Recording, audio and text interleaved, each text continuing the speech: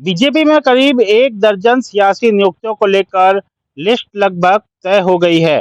कभी भी मुख्यमंत्री भजनलाल शर्मा सूची को अंतिम रूप देकर जारी कर देंगे। वहीं मुख्यमंत्री जब दिल्ली दौरे पर रहे तो इसको लेकर भी अब चर्चा शुरू हो चुकी है। दरअसल सूत्रों के मुताबिक बीजेपी राष्ट्रीय अध्यक्ष के चयन के बाद सूची सामने आएगी। बीजेपी नेतृत्व से संभवतः दिशा निर्देश मिल गए हैं। अरुण चतुर्वेदी की नियुक्ति के बाद में अन्य बड़े नेताओं को एडजस्ट करने के लिए सहमति बन गई है। सबसे अहम जन अभाव अभियोग निराकरण समिति के प्रमुख का नाम भी सामने आ सकते हैं। फिलहाल नियुक्तियों को लेकर जातीय क्षेत्रीय पैनल को अंतिम रूप दिया जा रहा है। ऐसे में सामाजिक ताने बाने को साधते हुए बीजेपी राजनीतिक नियुक्तियों को लेकर अगली बड़ी सूची के नाम लगभग तय कर लिए हैं। सूत्रों के मुताबिक मुख्यमंत्री भजनलाल शर्मा इस बारे में बीजेपी राष्ट्रीय नेतृत्व परिवार और बीजेपी प्रभारी डॉक्टर राधा मोहन दास अग्रवाल और प्रदेश अध्यक्ष मदन राठौड़ से चर्चा को अंतिम रूप दे रहे हैं। भाजपा के वरिष्ठता अनुभवी सामाजिक और क्षेत्रीय आधार पर नेताओं के नाम का पैनल तैयार किए गए हैं।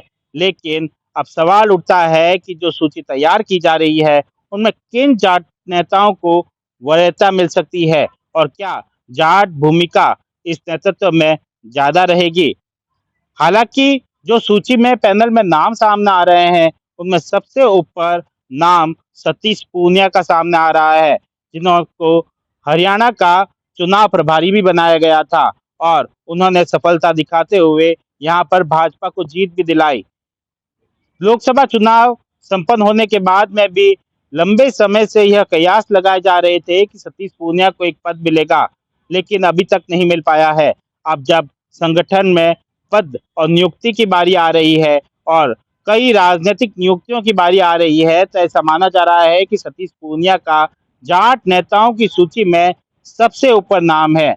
साथ में नाम है पूर्व केंद्रीय मंत्री कैलाश चौधरी, जिन्होंने बाड़मेर जैसलमेर लोकसभा सीट से चुनाव लड़ा लेकिन हार का सामना करना पड़ा।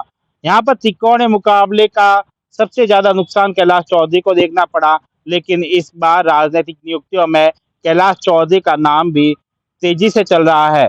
इसके साथ में और भी कई नाम हैं, जिसमें सुभाष महरिया, सुबेदानंद सरस्वती, हरिराम रेणवा, लालचंद कटारिया, डॉक्टर राम प्रताप, सुपकरण चौधरी, आलोक बेनीवाल, अभिषेक मटोरिया, विजेंद्र पूनिया, सरिता गैना और श्रवण चौधरी।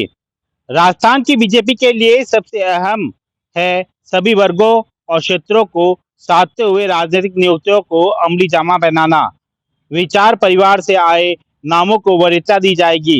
ये तय है कि ये भी चर्चा है कि जो सबसे पहले सियासी नियुक्तियों की सूची निकाली थी उनमें से कुछ नामों को बदला जा सकता है। ये अलग बात है कि उनमें से कुछ को कई माह बाद भी अब मंत्री पद का दर्जा नहीं मिला है।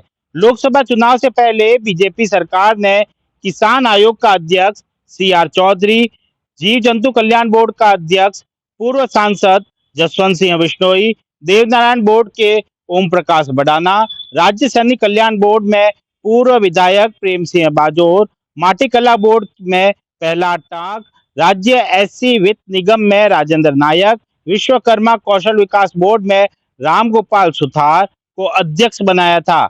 हाल ही में पार्टी ने बीजेपी के पूर्व प्रदेश अध्यक्ष अरुण चतुर्वेदी को राज्य वित्त आयोग के प्रमुख की जिम्मेदारी सौंपी थी और कैबिनेट मंत्री का दर्जा भी दिया।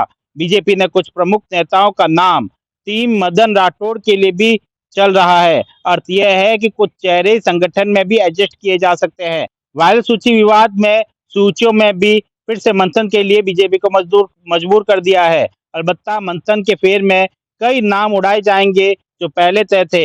हालांकि ये तय है कि राजेंद्र राठौड़, अशोक परनामी, सतीश पूनिया, कैलाश चौधरी, विजय बैसला, महेंद्रजीत मालवीय, कनकमल कटारा, प्रभुलाल सैनी, सुभाष महरिया सरी के नामों को गंभीरता से लिया जा रहा है और माना जा रहा है कि उनको या तो राजनीतिक या फिर संगठन में कोई बड़ा पद मिलने की तैयारी है।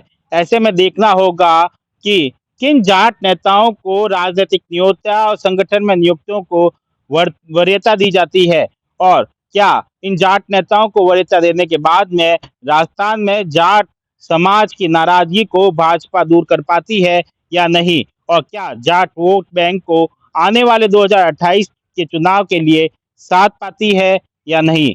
सुमित देवड़ा, टीवी 9, राजस्थान।